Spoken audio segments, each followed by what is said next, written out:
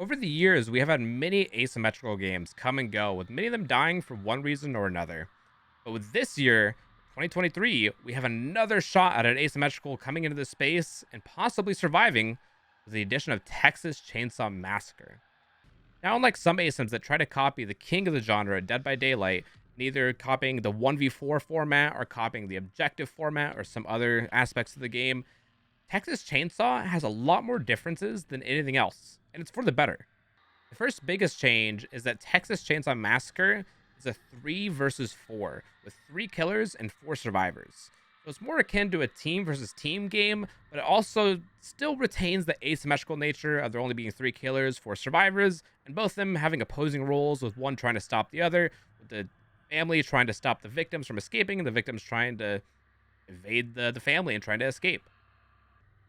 Now, you may be wondering, well, how well does the 4v3 work? Well, you're in luck, because I actually got into the technical test for Texas Chainsaw Massacre, which you can get into if you apply on Steam, and I have a lot of thoughts. So in this video, we're going to be going over how the game is played. If you don't know how the game is played, inform me now, and also be going over my thoughts, as well as telling you where you can see more gameplay if you want to see this game played yourself and get your own thoughts of how the game is. I will be streaming on twitch.tv/trickstershadow, so if you want to see unedited gameplay, you can go over there, most likely live when this video goes up. I'm going to be live pretty much all of the tech test weekend, and of course live when this game eventually comes out in August.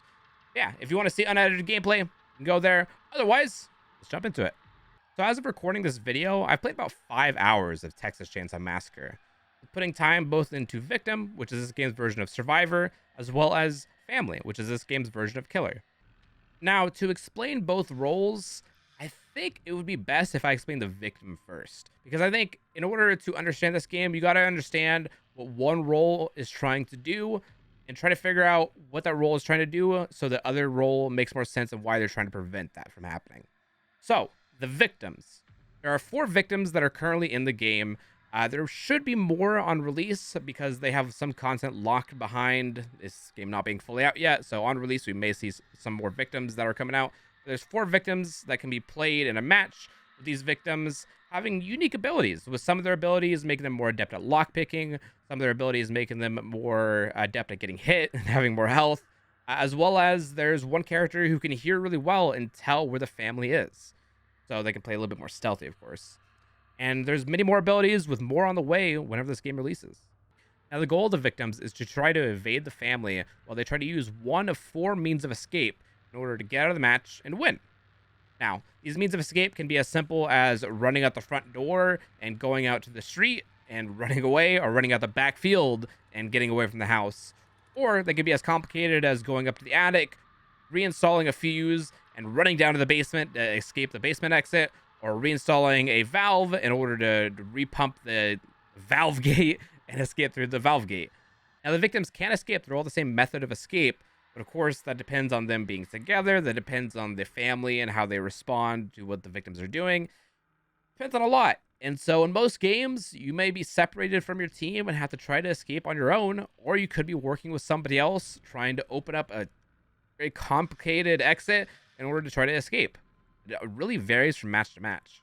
Now, before these victims can actually plan their escape and go out one of the many exits, they start off the game actually tied to the ceiling. And this introduces one of the first gameplay mechanics of Texas Chainsaw Massacre, noise. When doing most actions in the game, the victims will actually have a noise meter attached to their progress meter. Now, the victims can make the decision to go really fast and complete their action very quickly, but make a lot of noise, or they can be a little bit quieter and a little bit slower with whatever they're doing. Now, what's the difference? Well, the louder you are and the more noise that you make, the more you reveal your location to the family. Your location pretty much gets broadcasted to all the family members, and so they will all start converging on your location if they're able to. And so you may not want to be as fast and loud as you would hope. They want to try to be more stealthy in order to survive. Now, in case of one of the family members actually finding the victims, there are various methods of escape the victims can use. And now, before the DBD killer mains in the audience are rolling their eyes, oh, methods of escape, oh, I've heard this before, pallets, windows, I will say to hold your breath a little bit, because there are ways that the family can counter the methods of escape, But I will explain that when we get to the family. For now, I'm just going to explain what are the different methods of escape for the victim. So hold your opinions until we get to that part, at least for a little bit. Now, the most familiar means of escape to DBD players is probably vault locations. These vault locations are scattered around the map, and they can be vaulted, and none of the killers, family members, can actually pursue you when you vault. But the downside is that these vault locations actually will injure you a little bit. There's some barbed wire on them, so they'll cut you up a little bit as you go through them. And so it's not something that you can just stay at the entire game. There's also gaps in the wall that can be shimmied through, tunnels that can be opened and crouched through, doors that can be opened and closed and locked, as well as wells that can be dropped down to get back in the basement, and of course, windows that can be jumped through and smashed out of to try to get out of the building and try to get out of the area. Now, much like the vaults, dropping down wells and bursting out of windows will hurt your character. Going through tunnels and going through the walls actually does not. Well, the reason why it doesn't is because those actually require a little bit more setup, whereas the windows and wells and the vaults are a little bit more of last resort. Outside of the environment interactables, there's also different tools that the victims can use to try to aid them in escaping. With those tools being unlock tools, which, just as they describe, they unlock things such as doors and different unlock spots in the map. There's knives, which can be used to fight off the family members and stun them for a little bit, as well as silencing some of the animals that are on the farm, because the animals could reveal your location to the family members. And there's also heals, which are pretty self-explanatory. They heal you. They just restore a bit of health. And yeah, now with these items, the victims do have to be tactical with what they choose to bring with them around in the match, because there's only 2 slots that the victims can have to hold items. So do you choose to hold 2 bone knives just in case the family starts to gang up on you, that you can try to stun them? You bring 2 unlock tools so that you can try to navigate the house a little bit easier. Or do you bring more heals so that you can endure more hits from the family? You can break through windows more often. It's really up to you. And there may not always be the items near you that you need for the certain situation. You may reach an area that is locked and you don't have an unlock tool, and so you got to backtrack and try to find an unlock tool. You may see a chicken that is by an objective, and the chicken alerts every time that you go by the objective, and you don't have a bone knife to silence the chicken. It really depends on the situation for the tools that you need, but deciding what tools you need in certain situations is very key to playing Victim very, very well. Now that pretty much explains Victim in Texas Chainsaw Massacre. There is other stuff to Victim, of course, but that explains the basics of it. Now, let's get into the family members. Now, for the family in Texas Chainsaw Massacre, the killer role in this game, there are 3 family members which are controlled by players, with 1 NPC grandpa. Now, the grandpa isn't an NPC that actually pursues the victims. More so, he's an NPC that the family member players can come to give their resources to, of course, because they care about their grandpa so much. Now, what resource are they giving their grandpa? Well, blood, of course. Blood can be found in little barrels across the map, as well as from the victims themselves. And when the family members acquire blood, they bring them back to the grandpa and feed it to him. And this blood is used to level up grandpa over time. The more blood he gets, the higher level he will become. And the higher level he becomes, the more he will actually reveal the victims around the map and actually give more abilities to the family members. Now, for the playable family members, there are 3 that are currently in the tech test, with I believe more coming when this game actually comes out in August of 2023. But we'll go over the 3 that are currently in the tech test to try to explain a little bit of what killer looks like in this game. The first of family members being, of course, the cook. Now, the cook is very adept at finding the locations of the victims. He can pretty much hold up his ear and zero in on wherever the victims are and see their aura for a couple seconds. In addition to this, he can put on padlocks on the doors to slow down victims, so they have to use an additional unlock tool in order to open that door. And his final ability is more of a passive. He's just really good at collecting blood. Blood buckets that are around the map that all of the family members can collect from. He's just very adept at doing that. He can actually hold more blood than any of the other family members. And so the cook is more focused on trying to secure the house, trying to secure the hallways, as well as trying to feed grandpa and make sure that he is full. Now, as for the hitchhiker is very interesting. he can set down snares, which trap the victims if they step over them, which is pretty self-explanatory. They step on the bones, they get trapped by the bones. And then if any of the family members nearby, they can hit them and down them and kill them. In addition to that, the hitchhiker actually can follow the victims wherever they go. Pretty much. So if they go through a tunnel, if they go through a hole in the wall, if they go through pretty much anywhere, the hitchhiker can just follow directly behind them. And he's very, very fast. He can keep up with them to a pretty decent extent. Now, the only spot that he can't actually follow them through are the vault locations. But that is not to worry, because there is another family member, the third and final, that can deal with the vault locations. Now, last but not least is Leatherface. Now, Leatherface, he's pretty slow, and he's not as good at pursuing the victims. He's not as small as the hitchhiker, and so he can't fit between the cracks in the walls, but he can still do massive amounts of damage to not only the victims, but the environment itself. Now, the big things that Leatherface can do, he can destroy doors, he can destroy the tunnels that the victims get access to, he can destroy the vault locations so they can never be used again. He can go around just getting rid of a lot of the resources for the victims to use, making it to where it's a lot harder for them to survive. The Leatherface is actually a very integral part of this game. And if you don't have a good Leatherface, it will make the match a little bit harder. Now, the family members also do have one other difference aside from their kits. They actually have different spawn locations. Leatherface spawning the closest to the victims. Now, with Leatherface's spawn, he spawns so close to the victims that he can get into chase with them very early on. But of course, when he gets into the chase with them, they're going to have a lot of resources. But of course, Leatherface, he can smash through those resources. He can break their tunnels. He can break their vault locations. He can break their doors. He can pursue them to a pretty good extent. And possibly even get some early hits or early downs.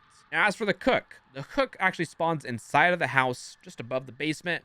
And of course, the cook spawns there so that he can get the blood buckets and get the blood over to Grandpa, but also set up his padlocks on the doors so the victims can't get through the doors after they get out of the basement as easily.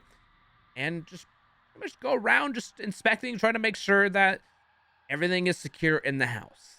And finally, there's the hitchhiker. Now, the hitchhiker, he actually spawns outside, which is very important. The hitchhiker, of course, he can set up his snares around the map as soon as he spawns in. He gets 3 snares at default. Also, I forgot to say, but the cook also gets 3 padlocks by default. Leatherface, of course, he doesn't get 3 of anything. He just has a chainsaw. But his chainsaw is very useful. But the hitchhiker, he can set up his 3 snares, which the survivors, victims, they step over, they get stuck, they can get hit. In addition to that, because of his location of spawning outside, it is very important for him to activate the booby traps that are outside of the house. Now, the other family members can do this, but since the hitchhiker spawns outside and he moves pretty quickly, pretty important for him to do it. Now, there's different booby traps that you can activate. You can activate the booby trap in the front, activate an electronic cattle grill so they can't just run out to the street. And there's also a car battery that you can hook up in order to make it to where they can't just run out to the backfield. So it's very, very important for the hitchhiker to do that. If you're playing hitchhiker on the technical test, please do that before you do anything else. Because if you don't do that, it makes it very hard for the other family members to do what they need to do. Now, each of the family members can move into each other's spawn areas, and they most likely will throughout the match. But the thing is, they may not all shine in certain areas. The hitchhiker is very good at chasing people down, and so he may be able to do pretty well in the basement, assuming that Leatherface has got rid of a lot of the vault locations that he can't vault. Leatherface may do better in the house because it's tighter corridors. There's not as many preset vault locations that they have set up because they spawn in the basement, so the basement is going to be a little bit more safe for them at the beginning of the match, at least. So Leatherface may perform a little bit better up top, as well as the cook. The cook performs a little bit better up top because he's not very good at running, but he's good at setting the locks and trying to lock people in, and he's also trying to collect blood for the Grandpa, of course. And so there's different spots to where the different family members are good. They all can switch. They don't have to be in the certain spots that are necessarily the best for them. But there are spots that are better for one than the other. Now, in order to coordinate, there is a voice chat and there is a text chat for both of the corresponding teams. So if the victims want to talk to each other, if they want to talk to each other either through voice or through text chat, they can. If the family members want to talk to each other with voice and text chat, they can. In order to coordinate, say hey, there's somebody over here, or hey, one of the family members is over here, they can do that. So that is built into the game. You don't have to use it. In fact, in the tech test, there isn't a lot of people using it, to be honest, but I have had some times during the tech test where I told somebody, hey, this exit is open, you may want to go here, or as a family member, I can say, "Hey, can you go activate the like cattle grill outside so that they don't escape?" And that amount of coordination is very nice in games like this because there isn't always this level of communication in asymmetrical games. So it's very welcome. That being said, that covers a majority of the game within the tech test. Now, there is more stuff to this game. It's just we can't access it within the tech test, like skill trees, perks, cosmetics, different maps, different characters. All of that, I believe, will be coming out in August when the game fully releases. Now, as far as I know, there's a couple more family members that are in the pipeline and a couple more victims that are in the pipeline that will be coming on release, as well as 2 extra maps. So, as for like seeing how those are, I guess we'll see on release. Now, even though I can't really speak on much of the stuff because it is locked, we actually do still have a lot of the HUD elements that we just can't really interact with. But the HUD elements from this game show us that each character, whether it be a family member or a victim, have 3 perk slots that they can use. And they can unlock those through the skill tree, but sadly we can't access the skill tree. But we have 3 perk slots. And the interesting thing for family is each family member has 3 perk slots, and they have an additional perk slot for grandpa. So it looks like we're going to not only be able to buff ourselves, but we're also going to be able to have a perk to buff grandpa to make his powers of seeing through walls a little bit more effective. But now that I've explained the game, you're wondering, what do I think of it? What do I think of Texas Chainsaw Massacre? And where do I think it stands among the many other ASIMs that have existed over the years? Honestly, I think this game's pretty fantastic. I've played through pretty much every asymmetrical game that has come out in the past 8 years, with most of my time being put into Dead by Daylight because that's been the most long-standing one, of course. But the problems that most asymmetrical games face, this game doesn't really face, as far as I can tell. Most asymmetrical games, they have really bad balance at the start. It makes it very unfun for one side or the other, or both. Or they just have a lack of identity compared to Dead by Daylight. They try to borrow so many things from Dead by Daylight that people ask themselves, why would I play this over DBD? And when you have players asking that, that's not very good because they're most likely going to stick with a game that they've already put hundreds or thousands of hours into. But this game does not suffer from those, which I'm very surprised about. In this game, Victim is difficult to escape with, which probably is partly due to people being new and not everybody knowing the maps, and of course myself being new. But even with it being difficult, it still feels achievable. And a lot of the time when I die, I can tell that I'm dying not because of like one side being overpowered or me being underpowered. It's because I just have more to learn from the game. I need to learn the house more, the map. I need to learn, the methods of escape, how the different like timing of the escapes go. I just need to learn more. And so this game feels very, very fun on the victim side. But conversely, it also feels very fun on the family side. Family feels pretty powerful, but not too powerful to where you just feel like you're just mopping the floor with the victims. Because that is one problem that a lot of asymmetricals have, where they make the killer side a little bit too powerful, and then it's just not fun because it's too easy. No, the family members have to work for actually going after the victims. But it's not so much work where it feels like you can't do anything. It's actually really fun to try to pursue these people. That combined with the multiple means of exit, as well as the RNG spawns for the unlock tools, the bone shivs, the heals, and also the blood buckets for the family members, it feels pretty fresh from match to match. And I imagine that will only feel better when more maps are released. Now, do I think this game will compete with Dead by Daylight? Yes and no. The thing about Texas Chainsaw Massacre is it doesn't share much of a gameplay loop with Dead by Daylight. Dead by Daylight and Texas Chainsaw Massacre are played very differently, and they have different gameplay loops. And so there's going to be DBD players and there's going to be Texas Chainsaw players that don't enjoy each other's games, and that's completely okay. There will be some crossover, of course, because there's people in the horror genre that like multiple things. But I think there is enough differences within Texas Chainsaw Massacre that it cannot not really compete with DBD, but coexist in the same space. Similar to how Friday the 13th coexisted in the space with Dead by Daylight before they started to get bogged down with legal issues. That is what I kind of see for the future of this game. It's just coexisting with DBD and being its own thing.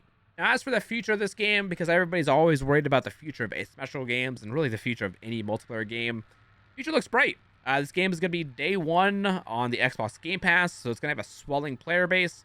The queues should be good, assuming that they don't have any matchmaking issues, which queues have been good on technical tests, which is only PC so far.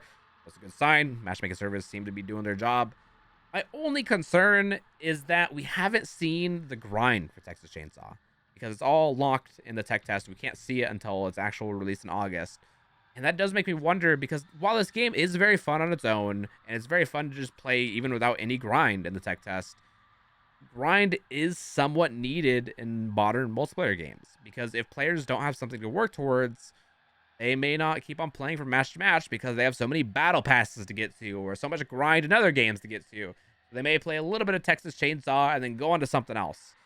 Now, I'm not saying that I want like a super big amount of grind in this game, but there does need to be something for players to latch onto and sink their teeth into. So they keep on playing from match to match, which the perk system does look like it is a little bit of that, but I'm hoping that there is a decent amount to where people can keep on playing even after they get all their perks for all their characters. Now, I would love to hear what you guys think, actually. Now, how does the game look to you? Are you planning on getting it when it releases? Have you already played the technical test? And if so, what do you think of it? Love to know in the comments down below, or you can tell me live on my Twitch stream, twitch.tv/TricksterShadow. Link down below, of course. I'll be live most likely the entire tech test weekend. If you're seeing this after the tech test, I will be probably live when this game comes out. Or I'll be live playing probably another asymmetrical game, probably DVD, before this game comes out. If you want to discuss Texas Chainsaw Massacre, I will be live on there, and I would love to talk about it with you. But until then, we'll see you guys in the next video, which will probably be some more Texas Chainsaw Massacre. All right, bye, everyone. Have a good rest of your day. I'll see you later.